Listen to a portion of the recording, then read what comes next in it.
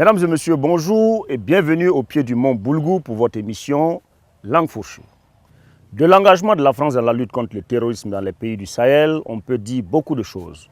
De ces beaucoup de choses, on peut retenir le sentiment anti-français de plus en plus grandissant chez les populations des pays touchés de plein fouet par l'hydre terroriste. On roule, marche et crame des drapeaux bleu, blanc, rouge au Mali. On menace d'abattre des avions et autres drones qui pointeraient le museau dans l'espace aérien sans autorisation au Burkina.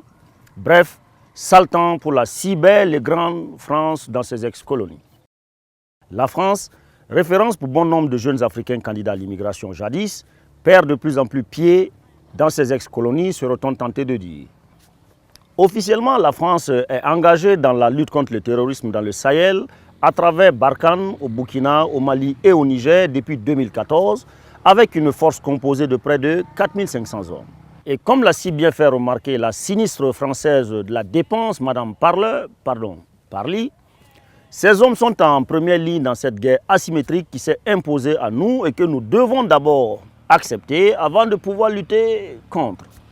Mais chose curieuse, avant la date du 25 novembre 2019, quand les djihadistes attaquaient les forces en lutte, aucun soldat en première ligne ne tombait, mais c'est bien les soldats africains en seconde ligne qui étaient touchés et qui mouraient.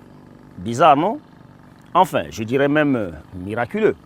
Bon, avec tout le respect que je dois au monde, et du reste, je présente mes condoléances aux armées françaises, l'explication première des causes de l'incident qui a causé la perte de 13 soldats français le lundi 25 novembre dernier me laisse un peu perplexe. Comment des appareils à la pointe de la technologie, pilotés par des équipages chevronnés, ont pu entrer en collision? En attendant que l'enquête rapide que l'armée française se hâte de diligenter n'apporte ses réponses, je continue de croire qu'il se produit des miracles pas très catholiques ces derniers temps avec l'armée française déployée en Afrique. Une semaine avant que ces deux hélicoptères n'entrent en caleçon pour décimer leurs équipages respectifs, d'autres aéronefs français ont miraculeusement pris pour cible une base militaire nigérienne, leur allié pourtant dans ce conflit atypique, avec toute la technologie dont ils disposent et aussi leur ancienneté sur le terrain. 2014, je vous signale, et tous les survols et vols tout court qu'ils ont effectués dans ces zones.